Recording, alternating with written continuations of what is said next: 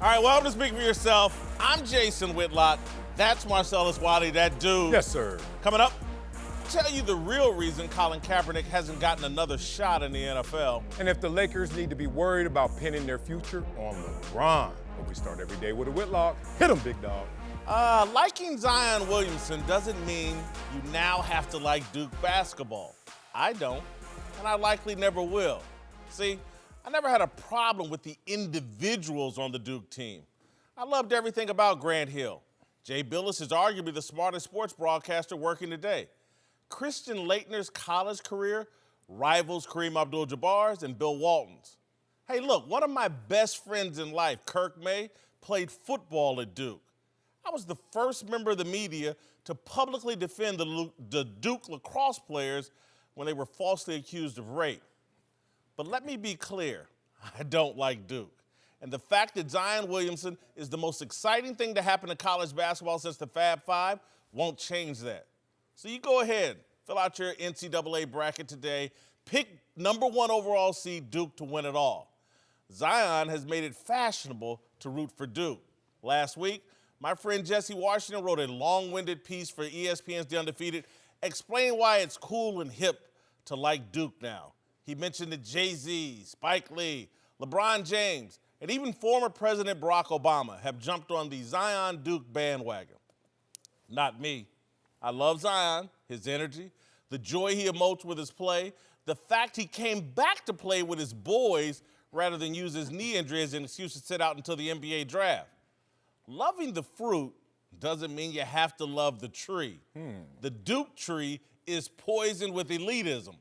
In the sports world, nothing is more elitist than Duke basketball. And I don't like elites. Never have, never will.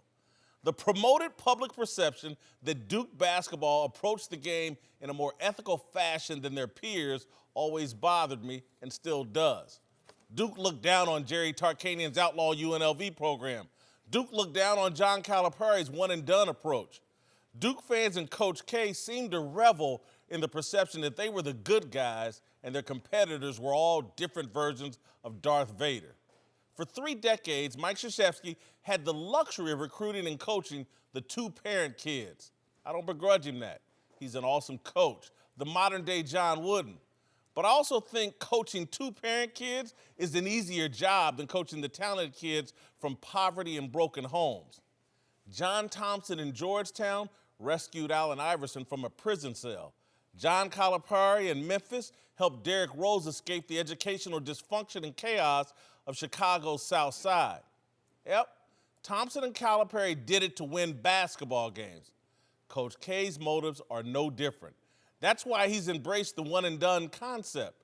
He and Duke have no more or less integrity than the rest of big-time college basketball. I think it's hypocritical and shallow to jump on the Duke bandwagon simply because you like Zion Williamson. Duke is still Duke, elitist, snobby, and easy to root against. All right, joining the desk now are Clay Travis and Cousin Sal from Lock It In. Be sure to catch them live from Las Vegas starting on Wednesday this week. But let's start with the Columbia elite grad, Marcellus Wiley. Yes. Is it hypocritical to jump on the Duke bandwagon now because Zion's there? A lot said there. We'll slowly unpack this. But to stay in alignment with the question and answer it directly, no, it's not hypocritical. If you were a Duke hater, congratulations. They've conformed to you and your ideals and the things that you hated about Duke. They changed their ways. If you were someone in the 80s and 90s who looked at Duke as not being urban enough, not representing the black players equally, if you were someone, and I wasn't one of those people, true disclosure, full disclosure, I was too invested in my own career to be worrying about what these guys were doing and not doing at the collegiate basketball level. But I will say that anyone who was on the other side of Duke, you should be thankful for this moment because they came to you and now they agree with your ideals. They still elitists. They all are, though. But that's the second question. I think this is about Zion, not about Duke. I think it's about the name on the back of the jersey more than the name on the front of the jersey because I think right now if Zion was playing for Kentucky, it would be all about Zion, right? I think if he was at UNC, it would be all about Zion too. I don't know that Duke has changed itself so much as Zion is the reason. I don't think this is a Duke bandwagon. I think it's the Zion bandwagon. And I think when he leaves, people can go right back to hating Duke because they probably aren't going to have another Zion Williamson ever again. By the way, Vanderbilt elitist here. You got a Columbia elitist.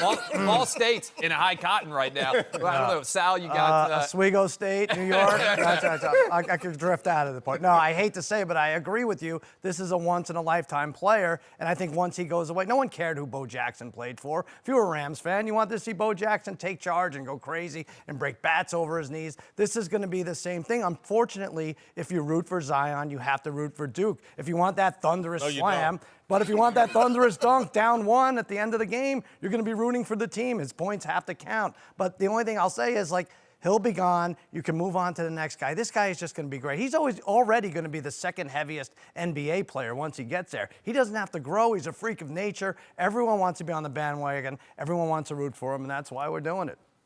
I just read before this show that Duke is the heaviest Vegas favorite since Kentucky in 2014 or 15. And to me, that's not, because this tournament to me is wide open. Yes. Yeah. What that says is everybody's, oh, I know who Zion is, and I want to see Zion win. Let me throw money on Duke. And I'm sitting there going, no, man, I still enjoy disliking Duke. And I love Zion.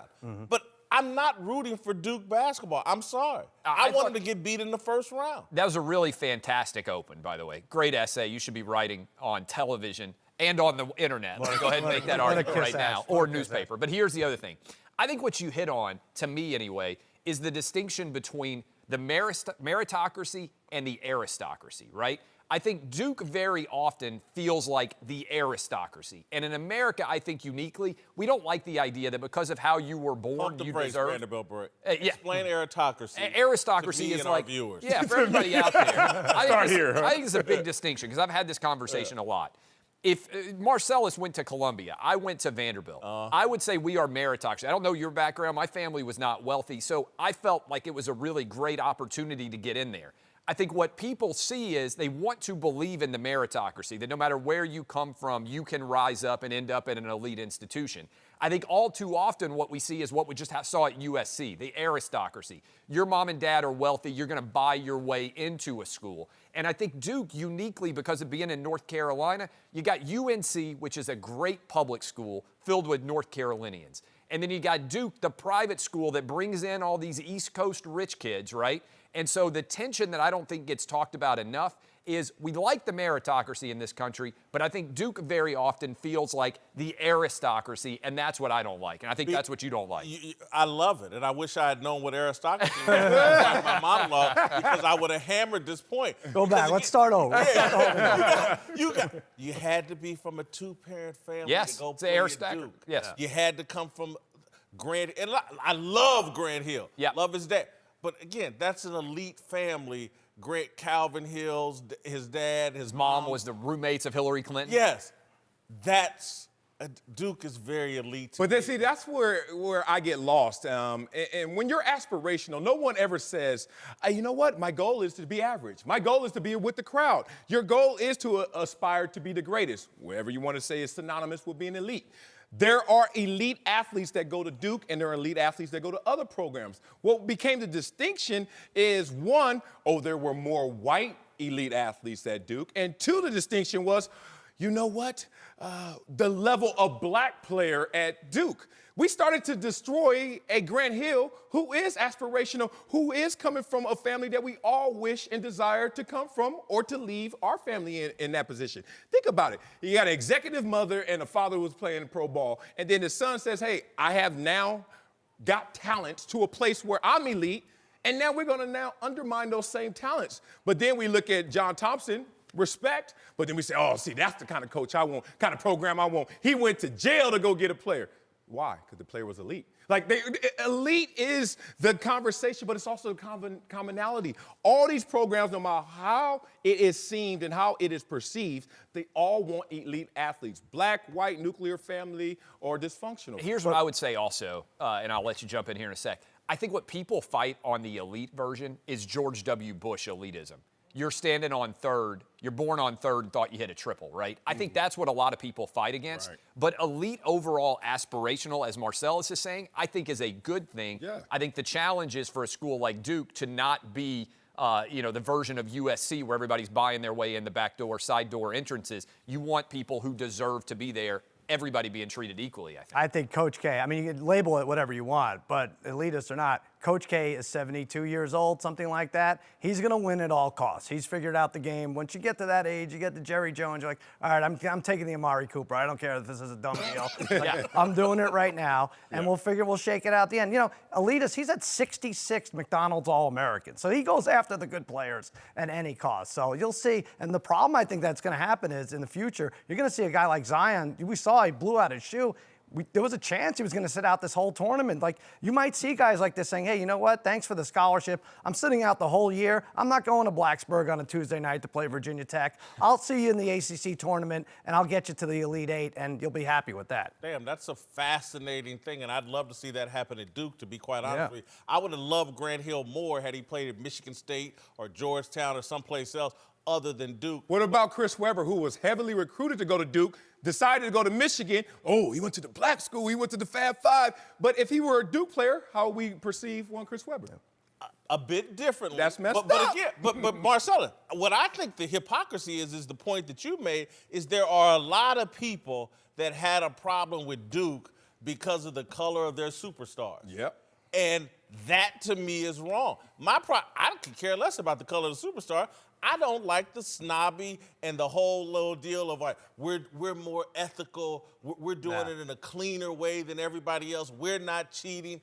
I'm like, no, man, if you're in NCAA basketball and the way this system is with amateurism, don't give me this stuff of you're better than Jerry Tarkanian, you're better than UNLV, you're better than Steve Fisher in Michigan. Get out of there. You in the same game as them. You can't be a little bit pregnant. That was my problem with Duke.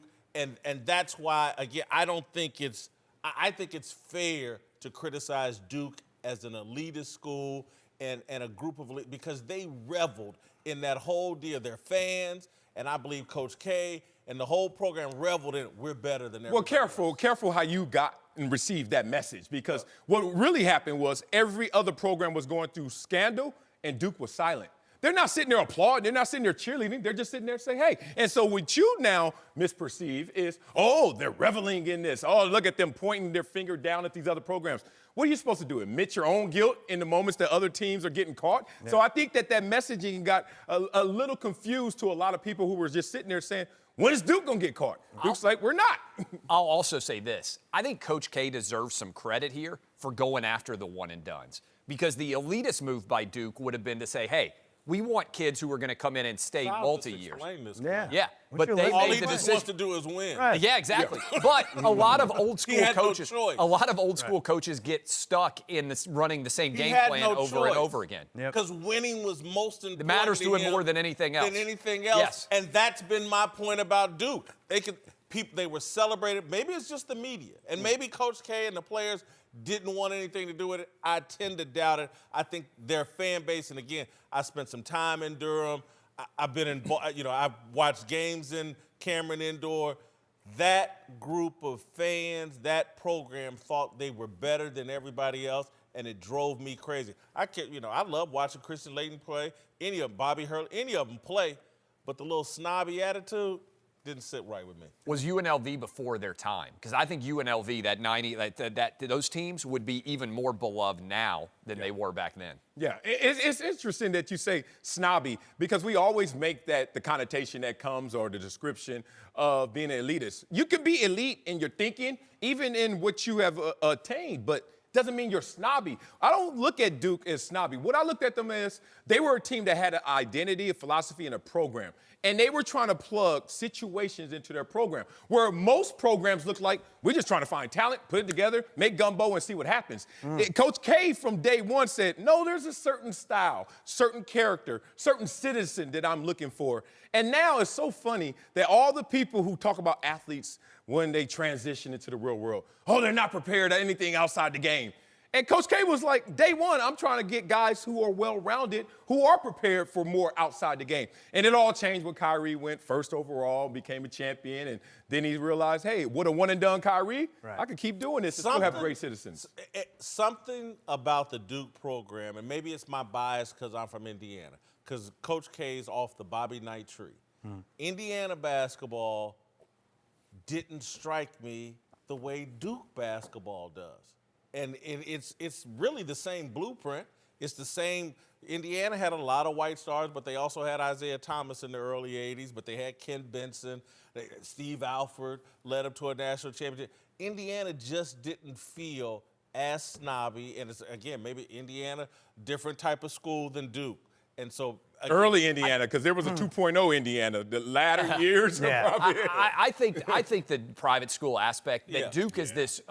If you look at the history of Duke, they really blew up in the last. Sort of like Georgetown, honestly. They used the basketball program to help create an elite aura that surrounds them. And I think as part of that, they definitely made the argument we're better than everybody else around us. And now they basically do what everybody else does, which is take the one and done. So I think there's a lot of truth to the criticism of Coach Cal there. Yeah, if Indiana had a little more, they have more grit than Duke. You throw a chair across the floor and that lasts 10, 15 years. Bobby Knight had no class. Maybe that's what I like. Hey guys, Jason Whitlock here. Did you know you can fill out a tourney bracket at DraftKings this year? That's right. DraftKings, the leader in daily fantasy sports, has a totally free bracket with tens of thousands of dollars up for grabs. Everyone fills out a bracket during the tournament. Might as well do it on the award-winning app with tons of free prizes. For the first time ever, DraftKings is offering a bracket battle promotion with $64,000 in prizes. Let me give you a tip. I love the North Carolina Tar Heels to make it to the Final Four and possibly win it all. My sleeper team is Houston to make a long run. All right, you know how brackets work. Before tip-off of the first game of the tournament, just pick the winner of every game, every round. That's all there is to it. And the best part is you can play for free with code SFYS.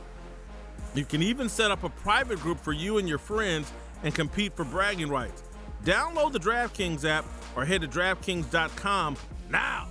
Use code SFYS to enter the bracket battle promotion for free and compete for your share of $64,000.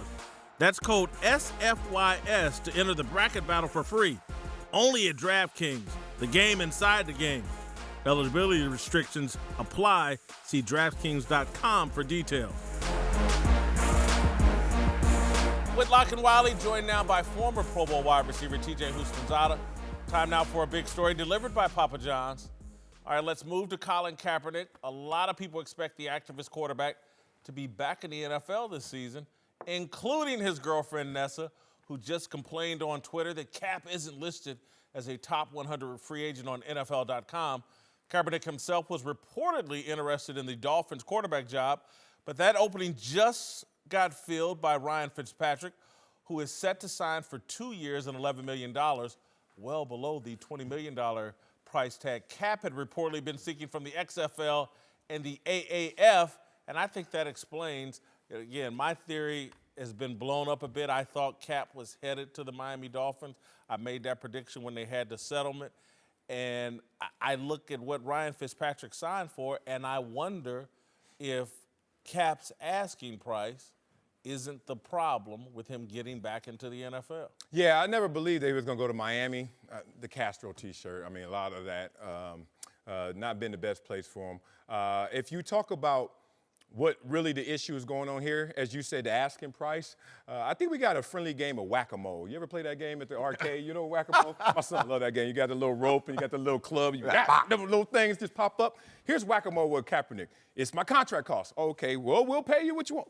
Whack. Oh, what about me kneeling? I don't know if I'm going to kneel. Whack. Okay, social justice. Do you support it? Yes, you do. No, you don't. Whack. And everything just keeps popping up to the point where he's asking just one more thing, one more penny than a team is comfortable going towards. Think about what Kaepernick is as a player. Good player. Potential still has an upside. Who knows? It's been 2 years since we've seen him on the field. But good player. certainly without any of the other things that come with Kaepernick, just a player X's and O's would be on the roster.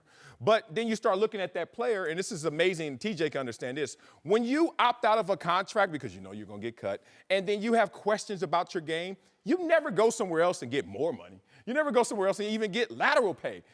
They take a hit. They get a piece of flesh from you. When you leave the game and you're 34th in win percentage, 32nd in completion percentage, or 31st in quarterback rating, I don't understand where you're thinking you're going to get this promotion or you're going to get this higher pay and higher salary. That's where Kaepernick is right now. He's playing a game with every other owner out there, and I think the owner's just tired of playing it. Ryan Fitzpatrick just signed 2 years, $11 million. You think they're going to give Colin Kaepernick 1 year, $20 million? There's no – number one, the last time you played, in the eyes of the NFL evaluators, you weren't very good. They're not going to give a quarterback that hasn't played football in 2 years $20 million a year. They just gave Fitz 2 years, $11 million. You're going to have to sign a contract. Personally, I believe it's over. It's over. Yeah. He'll never play in the NFL again. He'll never get an opportunity. But if he had an opportunity, his demands, what you said, would have had to been very low, and maybe we can give you an incentive-laden contract. But off top, your base salary, we're not giving you $20 million for 1 year after your last season was as bad as it was. I think, though, where I was wrong, I think he still does want to play. And I've contended for a while that, hey, I don't think he wants to play football. I think he does. I think he wants to play at his price. I think his price is unreasonable, like we're all saying here. And because, again, I look at Nessa having complaints about a guy that hasn't played in 2 years. To me, of course he's not listed as one of the top 100 free agents. Right. He hasn't played in 2 years. But her complaints indicate to me, damn, they still really he wants to play. I think this all comes down to money. I do think when Jason Lockenfleur, CBS, put out his story that Cap's interested in the Miami job, I think they thought that was the opportunity.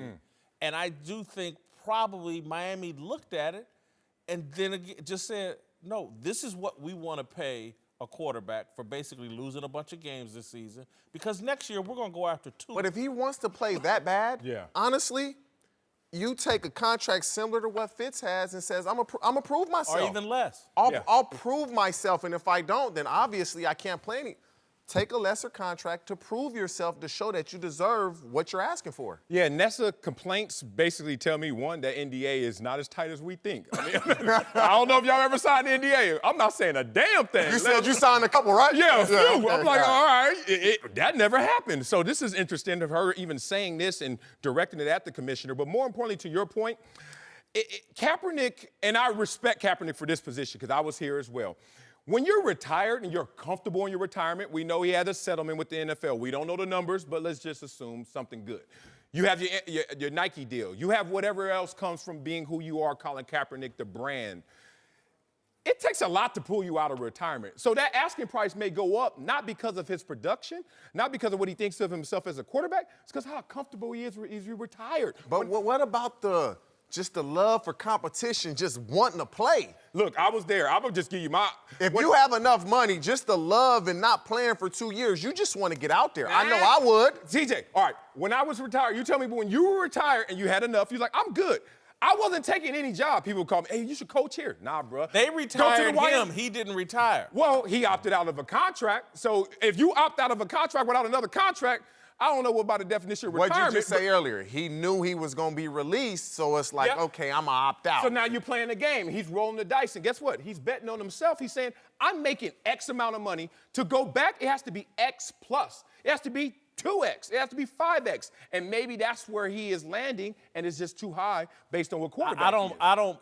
I don't believe that because, again, if he were really comfortable, I don't think Nessa would say a word. And if he had got a boatload of money from the NFL, I don't think she'd say a word. Think about what you just said. If he were to come back and fail, how that would burst the bubble of who Colin Kaepernick is in terms of imagery right now. Think about it. Right now, what he has to the day he dies is 16-4 touchdown interception ratio. The guy went to the Super Bowl. If you give him a chance and build a team around him, he could be perfect. You come back and fail in that moment and at a lesser value, that's not smart business. That's kind of hustling backwards. That's a guy that doesn't want to compete. And that's a guy that, if I'm an NFL owner or coach, They've shown nobody wants to give him an opportunity. I mean, it's black and white. I just don't see anybody give him an opportunity, especially Miami Dolphins. Everybody knows they're NBA tanking. They're trying to lose, and for them He's a great tanking quarterback. He loses well at a high rate. Seriously. And he would have been a great his fit. last year, it's kind of hard to you can't stomp him that much. His last year, he was hurt. He was coming off injury. The 49ers were a bad team. Right. And they They lost. did exactly what Miami wants to do to get to it. Look good in a losing effort. Yeah. And I'm shocked. And I still think there's an out. I don't know if Miami's done with quarterbacks. But again, it's about the price. Somebody's got to back up Fitzpatrick. And Fitzpatrick, again, I would take that bet. Fitzpatrick flames out wherever he plays at.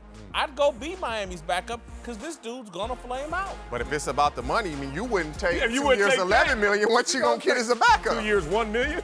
Stop. I'd take it.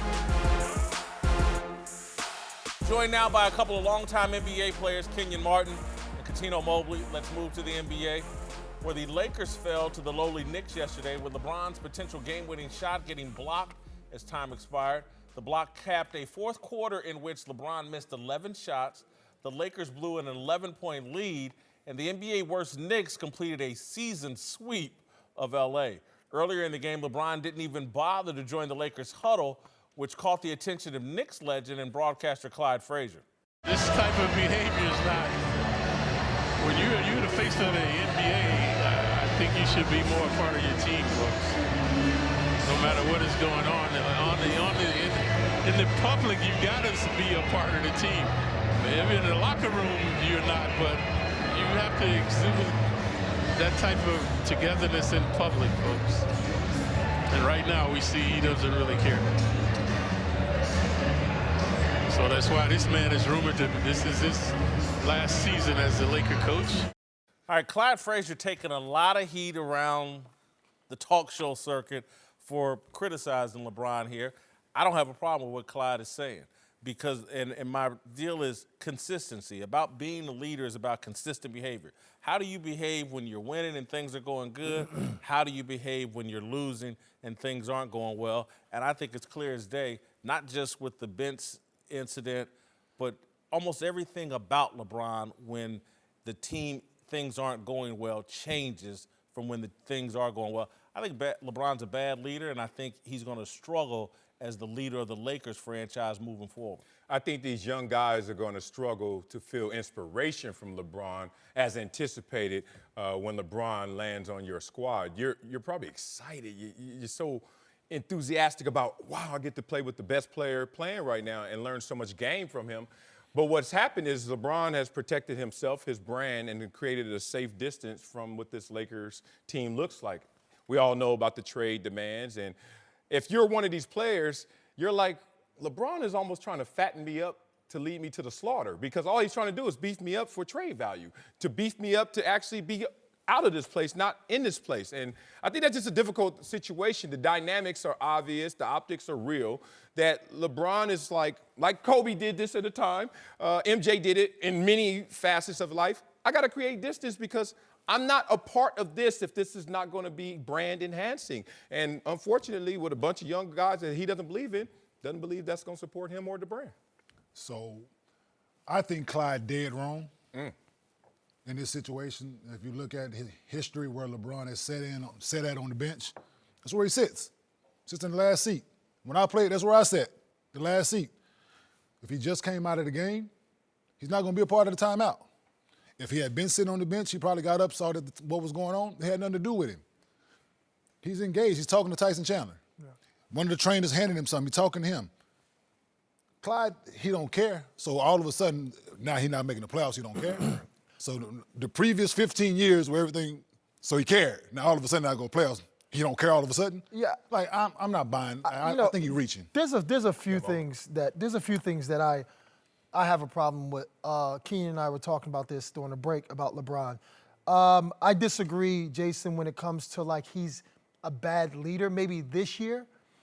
LeBron has been not spoiled, but LeBron has not only spoiled the fans and other people that surrounded him, but he spoiled himself to where it's like his patience is short. Now, you never saw that because his other teams were so good. And the teams that weren't good or played bad and had bad stretches, you saw LeBron's personality come out. Very spoiled-like. He's super happy when things are going well, and then he's like poo-poo when things are going bad. We know that about LeBron. Can his leadership skills be better? Can his body language be better? Yes, it can. Kenyon and I were talking about this in the back. I was upset with, forget that sitting at the end of the bench, because that's what he always does. What I was upset, and Clyde, I love you, Clyde, but come on, man, don't get into the narrative so much that you start to make things up about LeBron when it comes to that. Now check this one out. LeBron, I don't like, is one of the things I don't like about LeBron. He doesn't have a go-to. Like at the end of the game, even if the Knicks catch up, at the end of the game, he don't even have a go-to. Why would you let Mario, no disrespect to Mario, block your shot where you should be, you 6'8", 6'9" like Kenyon, you should be 15 feet from the basket waiting for a double team, shooting over somebody for a game winner. Those are things that I don't like about LeBron. His body language when things are really bad, his go-tos at the end where he can close games out, because he could have done it a few times this year and we would be in a different storyline. It's just, I don't know. But as far as being a leader, I think he's still a leader. Thank you. This looks like the Titanic sinking. The greatest ship ever built is starting to sink. And again, when you go, 4-15 in the fourth quarter, your decision makings on what type of shots you're taking. There was no ball movement. It was all ISO again. This was, and again, one of the things I've said about LeBron from the get-go, and again, it's not a criticism, it's more of a statement of fact. When you grow up the way he did, in poverty, no father, a very young mother, you start to rely on yourself over everybody else. Yeah. More than, and that, when I see LeBron as a basketball player isolating himself on the court, off the court, it's like, it's just me in this world. So if he's winning, is that a problem, though?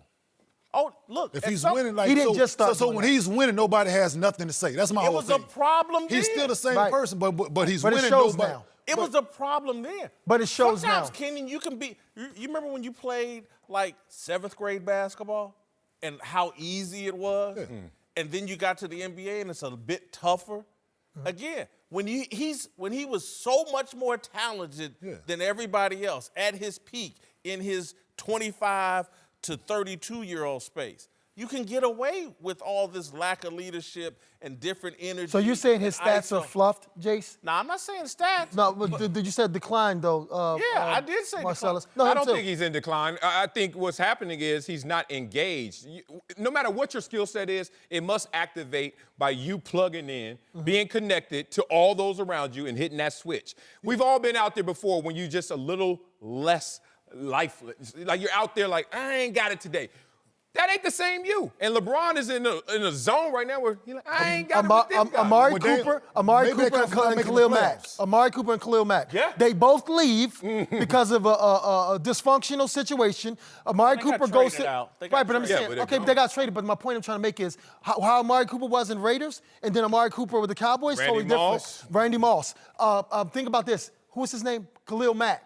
He goes from one of the best defensive players in the league. He is in the Raiders. He goes to Chicago, totally different person, personality-wise. And I think when you have a different base for LeBron James around him that he's used to, all of us have our little, that's true. two personalities. But let's go with Marcellus's analogy. At some point, you can disengage to a point where it's harder to reach the plug that is true. Ever again. That's true. Because reaching that plug and turning on and engaging, dude, I'm going to give you it's like being in a long-term marriage. So sometimes the love goes away, and if you let it go away, it ain't as easy as just flipping the switch and turning it back on. I've been one of his biggest critics about things, LeBron. But, like, people put everything on him like he picked the talent, like he picked the coaches. No. Magic. He picked the players. No, he could probably have his input, but I can come to you and suggest some stuff. I can suggest anything. Are you going to do everything I suggest? I'll say this. If you were Oprah Winfrey and you came on this show and said, hey, you should do X, Y, and Z. We're talking about LeBron James. Y, and Z, and that's what in NBA basketball, he's Oprah Winfrey. And when he says, hey, I'd like this, this, and this, I like it. Generally speaking, they give it to you. I can like a lot of things. Right. But and that it's Oprah my Winfrey decision. Thing, Oprah's a journalist. Ultimately, you're a like, it's journalist. my That's dope. decision to pick the talent, right? When the Lakers put their roster together, I have never been a part of the Lakers organization. When they put that roster together this summer leading into the season, I said they gonna struggle. Yeah, so did I. Yeah. They picked that talent. No. I think I don't think LeBron did. I don't think How? You think he told him to go get Lance Stevenson? Yeah. Not a chance. No. Not a chance. With the history and all that's there? No. All the antics, all that stuff? LeBron don't want to be a part of that. And Magic Guess what? Johnson. They didn't have nobody else to sign. Look, I'm more conspiratorial. I'm more conspiratorial. That's okay. I'm more conspiratorial. I said it early on. I said, hey, this team's built to get Luke Walton fired. If nobody got injured, And they'd that's be in the LeBron's playoffs. fault? Oh, stop. And that's LeBron's fault? Stop That's it. LeBron's fault? If nobody got injured, they would be in the playoffs. What They- year? Yeah, they'd What be a team has 7th ever or been? 8th seed. They're They'd be still going in the nowhere. playoffs. A 7th or 8th seed. They still They'd be be in the going playoffs. And nowhere. LeBron James would be happy. But right now, he's not happy. happy. Going nowhere. He'd be in it. About ready to We get wouldn't be stopped by talking- none of Golden this would be State. talking He'll be in it. None of this Man, we y'all talking about better right stop. We've been talking about none We of this. just went to the place where if a team stayed healthy for 82 No, I'm games, just- No. y'all came on TV prepared to say that. No, I what? To say what? What? LeBron James What was did you out, say? Rondo I was didn't think out, they had a good Kuzma was roster. out. It was like I'm the 4 one or to tell 5 you, guys I out. didn't think they had a good roster to start the season. So did I give them a shot? Not really, not in the West. Not with that roster, with the way the NBA is shaped up now, with shooting has to be priority. Yeah. On that roster? Right. No. That's hard. And what chance? Like, I like Tyson Chandler, right? What chance did you I give like the as a Clippers person. going into the season? Because sometimes your you just Clippers? overachieve. With Yeah. your Clippers? Damn right. Sometimes you can overachieve. Unless Try to do that Plug every in. You try to do that every Plug year. in. You try Less to do that chance every than the year. Lakers, but they As playing much as together. you- come don't on, need man. they're proving you don't need a superstar to be competitive. Let me say this. To be competitive, If you we don't need a don't go, if superstar. we don't go with these if statements, if I was 100 pounds lighter, Yeah. I'd be an adult film star. Yeah, Robinhood is an investing app that lets you buy and sell stocks, options, ETFs, and cryptos, all commission-free. They strive to make financial services work for everyone, not just the wealthy. They provide a non-intimidating way for stock market newcomers to invest for the first time with true confidence. It's simple and intuitive, with a clear design of data presented in an easy-to-digest way. What are the values of the Robinhood app, you may ask? The design and ease of use. It has easy-to-understand charts and market data so you can place a trade in just 4 taps on your smartphone. Robinhood's web platform also lets you view stock collections and analyst ratings of buy, hold, and sell for every stock. Also, you can learn by doing. Learn how to invest as you build your portfolio. Discover new stocks and track favorite companies with your personalized newsfeed. You can even set custom notifications for price movements so you never miss the right moment to invest. Robinhood is giving listeners a free stock like Apple, Ford, or Sprint to help build your portfolio. Sign up at speak.robinhood.com. That's speak, SPEAK.robinhood.com. Let's move to Oklahoma City, where the Thunder got blown out by Golden State this weekend. But perhaps more importantly, Russell Westbrook picked up his 16th technical foul of the year, triggering an automatic 1-game suspension just as his team's battle for a playoff position is heating up.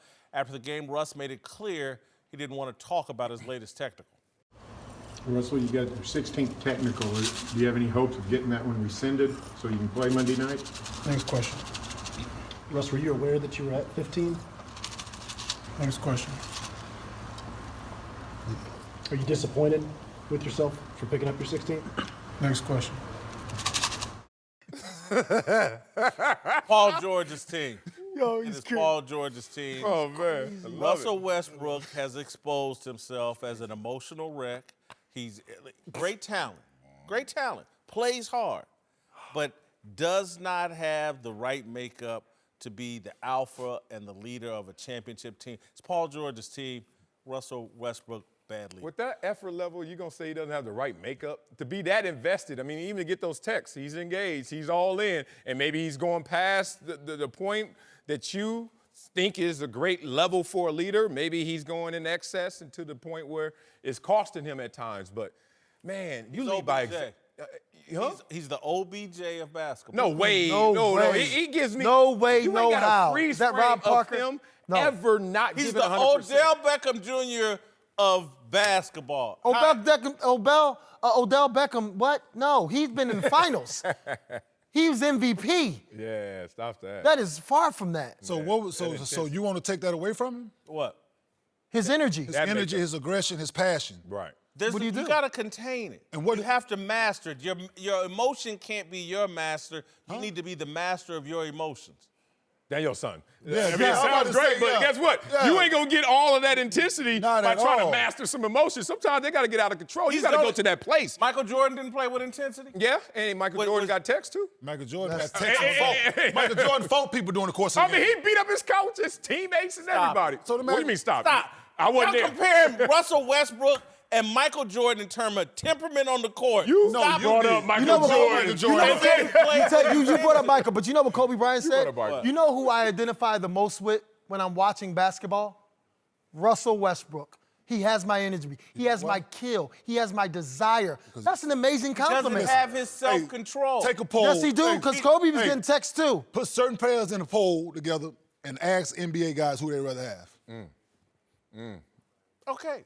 Ask guys who played the sport who they'd rather have. Ask coaches Who would you they rather rather have. have. And I Russell guarantee Westbrook. they're going to say Who Russell are we Westbrook. comparing him to? Put him in the pot. I don't name some. Put him in I'll the pot. put him right there with Paul George. And I would say, based off of what we've seen this year, They had teams chance- would take Paul But let me George say- over Russell Westbrook. Oklahoma City had the opportunity not to re-sign Russell Westbrook. Yeah, hey, look, they Oklahoma City. They need I him. don't care. He have There's a- 20, 30 other teams in the NBA. Guess what? He a free agent. All of them come knocking. Hey, 250. it's no different than Million. OBJ. But it's Jason- no different than OBJ. No. 250. You keep saying OBJ. Yeah. Just like you say to us, how can you put Westbrook and Michael Jordan in? How can you put OBJ with OBJ's Russell not a Westbrook? great player.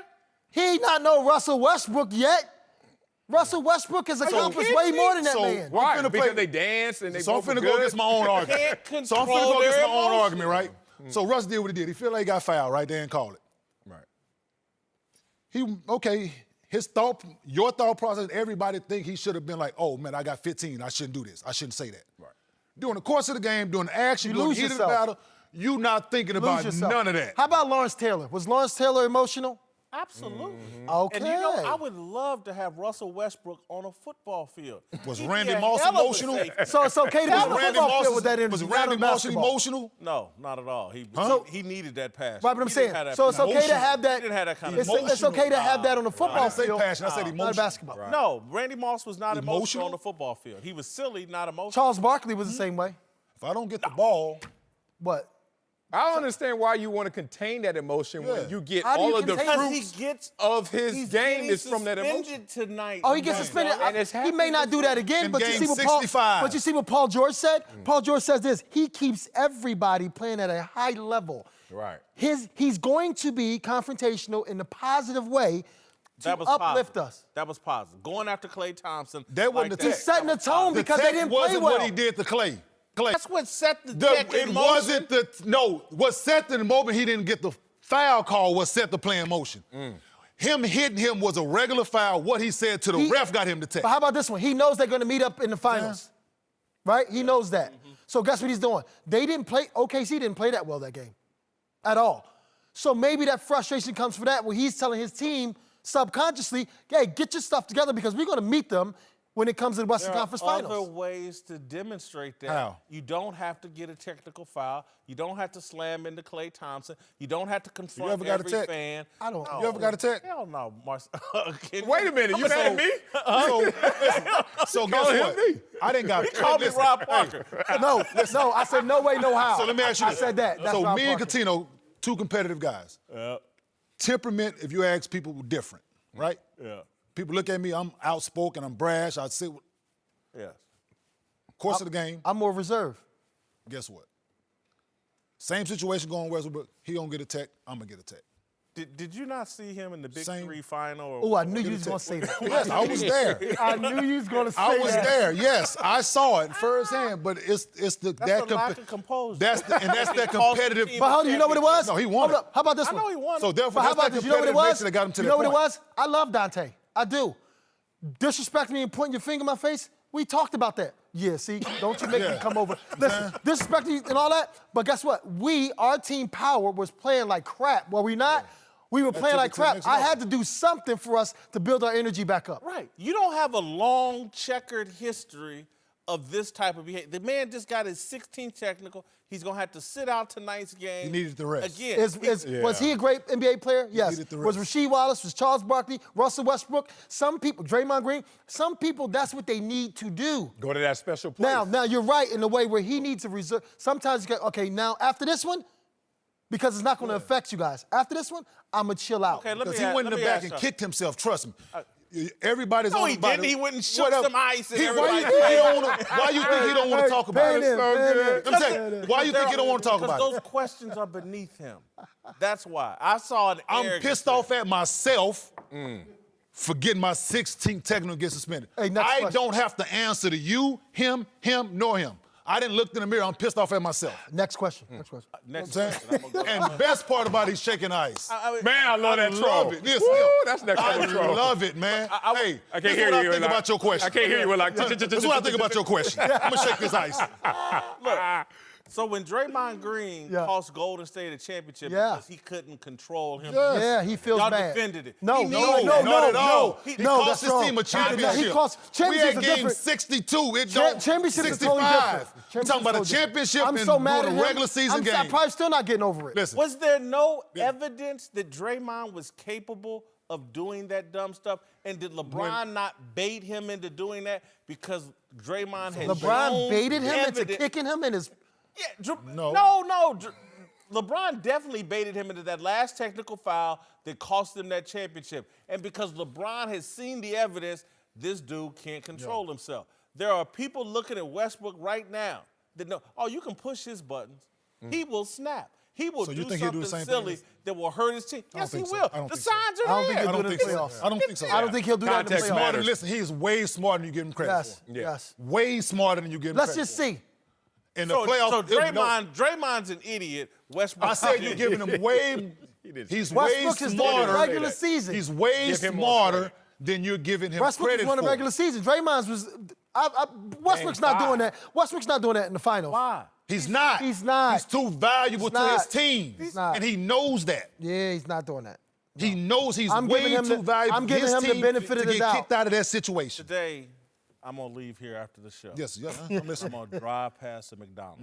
If you had to bet money, what do you think? You think I'm gonna pull into the McDonald's? Or you think hope I'm gonna not. just drive by? I hope No, you if keep you had to going. bet money, He what gonna would you walk think? in. He ain't driving. Dude. You gonna go in. You gonna?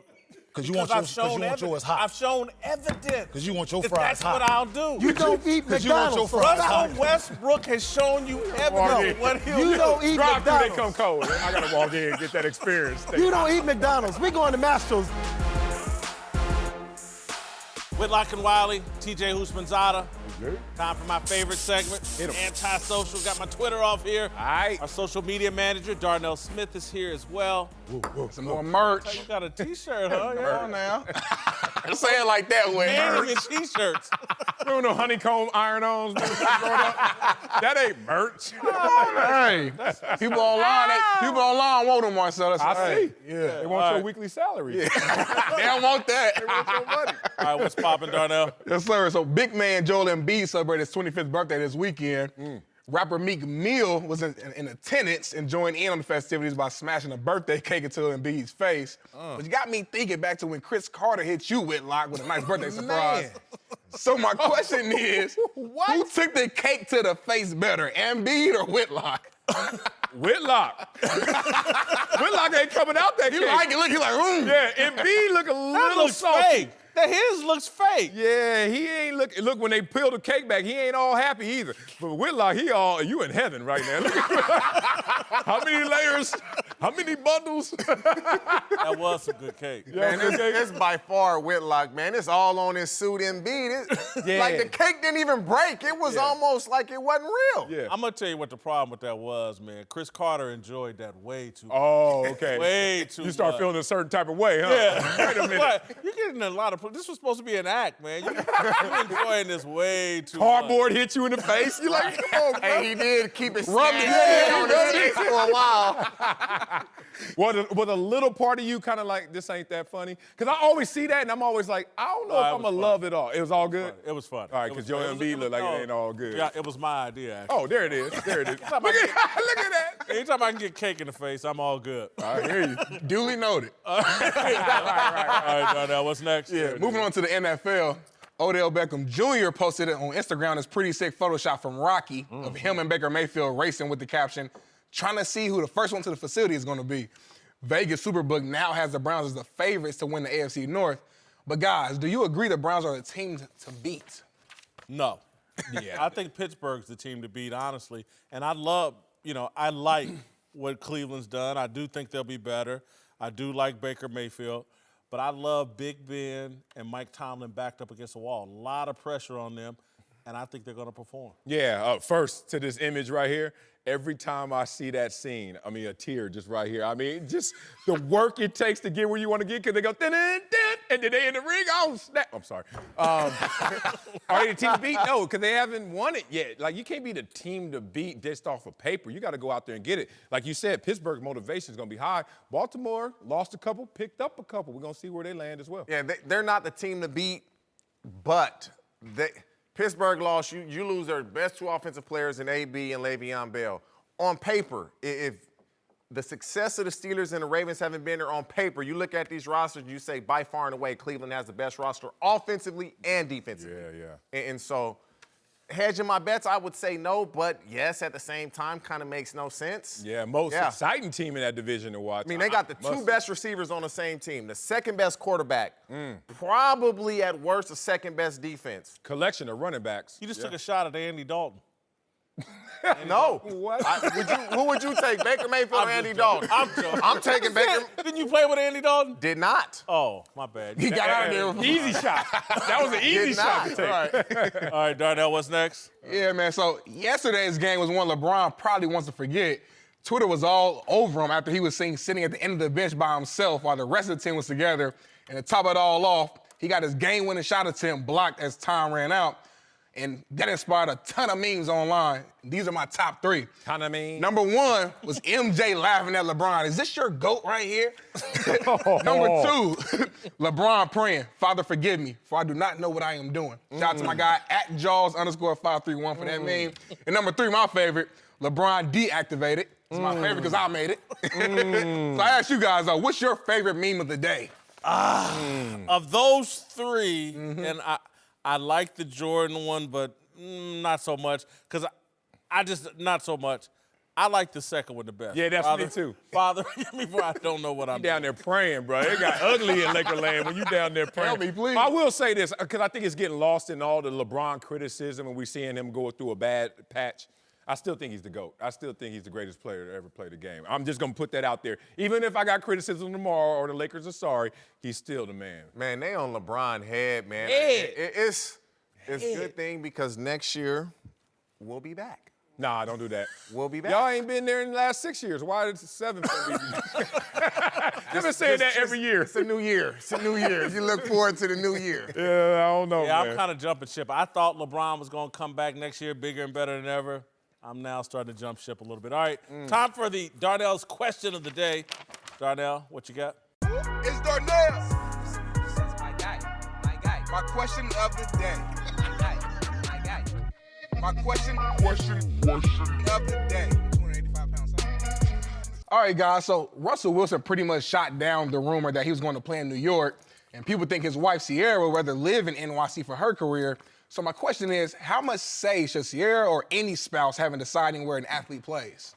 Zero. Absolutely zero. You have too few years to go get this money. So we play for two teams. The one inside this house, we on the same team. And that one is going out there to get as much as we can in this 5, 10, 15-year window. We are not prioritizing anything else over getting this unless that is bigger than this. And most spouses is not coming to play with that. So it's about this team. We playing on Team Wilson. Yeah, I'm with you on that one. Zero? Zero. This is how it works. You talk to him about it. but you're really just talking to them about it. They really have no say. So you just want them to feel like they're included. Your wife is watching right now. She gonna say something to me Be when careful, I hear TJ. My wife agreed. She's like, that's right, baby. You discuss it with them, but ultimately, you got to do what you feel is best. Yeah. And the Sierra situation is like this. You can record an album in a studio in Seattle, and if you need to travel to New York, LA, get on that plane and go. Go get it. But you discuss it with him, but ultimately, none. And Marcellus is right. it's not even gender-based. If you were in the WNBA and your brother talking about, well, you know, I got this job down the street, girl, boy, we going where we got to go to play these games to go get that dough and this opportunity. Because it's going to go by. It's so short-lived. It's so short-lived, and when it goes by, you don't want to have any regrets talking about you were trying to do something else. So the only twist I'll add to this in terms of, I saw a lot of my friends get married early, shortly after college, maybe some in college. TJ. And then it compromises. This is not about athletics. This is just about career. Once you get married, now your career choices are a bit compromised. They're not your own. They're shared and they're together. And I was able, in building my career, I was able to go to Bloomington, Indiana, Charlotte, North Carolina, Ann Arbor, Michigan, Kansas City. Yeah. I had a lot more freedom, particularly early in my career, where I only had to think about myself, and it helped me get ahead. And that's why I try to, again, I go back to my advice, don't take on any lifelong responsibilities until after age 25. I mean, if you're just married and you have no kid, what do you think coaches do? Oh, we got a better opportunity. Oh, we're going to take this job. Oh, we got a better opportunity. We're going to take this job.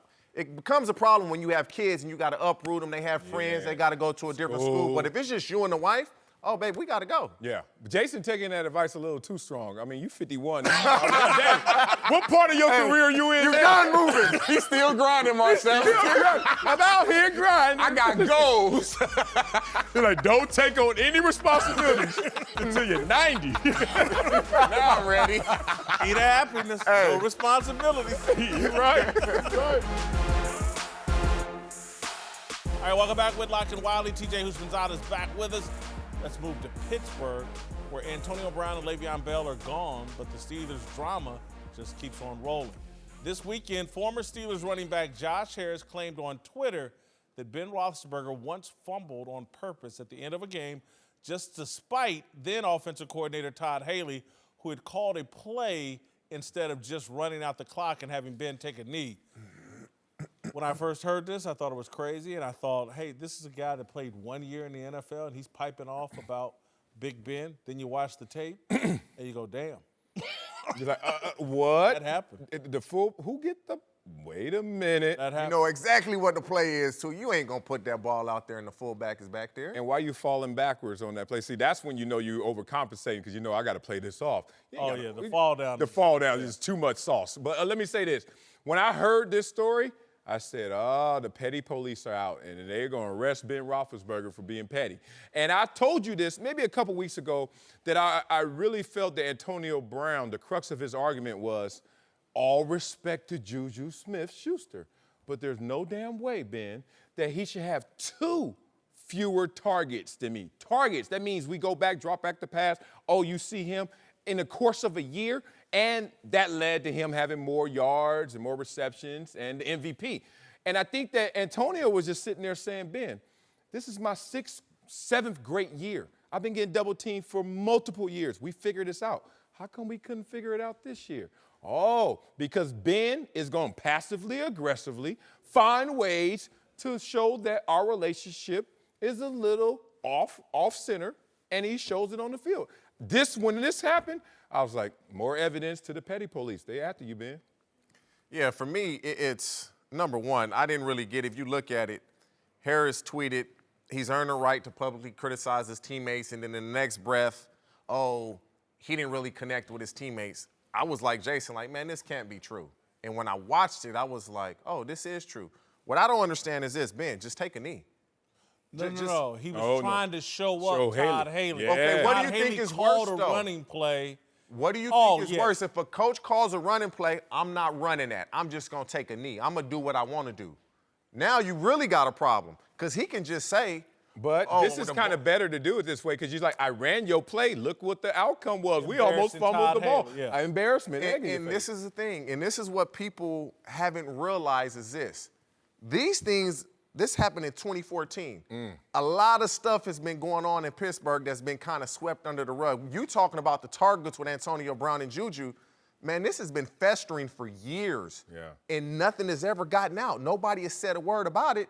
But the guys in the organization, the guys in the locker room, they all know Ben's been tripping, but they sweep it under the rug because he's the quarterback of the team, and Antonio Brown just had enough. Yeah, and I was in a situation, I just want to tell this story. When I was in San Diego, you start to meet all your new teammates, and they hit you with some of them old stories of yesterday and folklore. And I remember one old lineman told me they intentionally let Ryan Leaf get the brakes beat off of him in one game because they were tired of his noise and tired of his mess. And it happens a lot of times when you're out there in gamesmanships. A lot of it's in jest. You just like, you even said a story. Hey, somebody comes up to you, hey, man, let me know what's a pass play. Let me know what's a run play. But there are times when guys like, I'm going to take this out on you, and that's just kind of the dynamics at times in athletics. Marcel, your point about Brown and Juju Smith and the targets or whatever, I agree with you that this lends credibility to Antonio Brown's side of the story.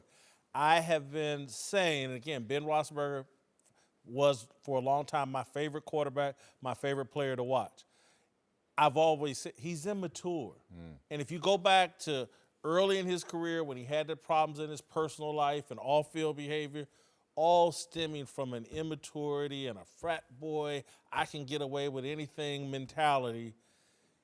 I just don't think that all goes away all of it. Maybe he's cleaned up his behavior off the field in that regard, but the signs of immaturity and pettiness are still there. And they show, again, that's why I've said he's a bad leader, and he's as big a part of the dysfunction in Pittsburgh as Antonio Brown, as the heat that Mike Tomlin gets, who was Joey Porter, the assistant coach. It's Big Ben, and when it's the quarterback and he's the highest paid guy and he gets celebrated the most in the media, it just... Where do they go from here? He's not changing. You know what? He's not changing. It's funny you said mature, and then you say, oh, well, he may be more mature now, but then I'm threatening to retire just so I can get attention, appreciation. No, in that regard. The problems he was having, sexual assault, maybe he grew out of that. But in other areas, he still is very immature. Oh, yeah. When you say that the retirement and you sitting in the locker room like, dude, are you really going to retire or not? We respect you if you're going to retire, but if you're just doing it to play some games, and then you double down. Oh, Mason Rudolph gets drafted. Man, I ain't tutoring this dude. But I have never. I mean, I got drafted behind Bruce Smith. Bruce Smith didn't sit. This is Bruce Smith. Like, Ben is here. Bruce Smith is here. He didn't sit there and say, I ain't never. Like, because that's what greats do. That's what you do. And then they're like, this is how they really think in their ego. I could give you all the game in the world. You still ain't going to beat me. You're still not going to be better than me. And Ben couldn't even go to that place to look at Mason Rudolph? That's crazy. Uncle Jimmy's here to help us talk about Zion Williamson. Also, your Big Dummy of the Day award, I'm sure, goes to Marcellus. No, the Big Dummy of the Day goes to whatever Big Dummy had. The Big Dummy of the Day go to whoever compared Odell Beckham Jr. to Russell Westbrook. Oh, get him. Here you go, land. Hey, don't Russell Westbrook got a ring? I mean, don't Russell Wilson got a ring? Russell Wilson does, not Westbrook. Not Westbrook. No, he don't. But how you gonna compare ODB to Russell Westbrook? ODB is Old Dirty Bastard from a rap song. You get the hat, damn it. You get the hat. You the Big Dummy You of the the day. Big Dummy. All right, let's go to our highlight. He punch drunk. Earlier I guess it happened, huh? about Zion Williamson. I think it's hypocritical and shallow to jump on the Duke bandwagon simply because you like Zion Williamson. Duke is still Duke. Elitist, snobby, and easy to root against. Elite is the conversation, but it's also the commonality. All these programs, no matter how it is seen and how it is perceived, they all want elite athletes. Black, white, nuclear family, or dysfunctional. All right, before I ask for your take, are those capri boxing shorts you have on? How they can go up to your chest and still hang below your knee? Capri Itty boxing. bitty, man. No, these is your childhood training pants. That's the only thing I can find to fit me. You don't remember? Yeah, right. Them 12 teams. All right, I'm sorry for asking. What's your take on our discussion about Duke? Yeah. Coach K, Duke basketball, Muhammad Ali. Oh, man, where are you going with that? What you talking about? Shut your face, Marcellus. I'm about to break this down for you.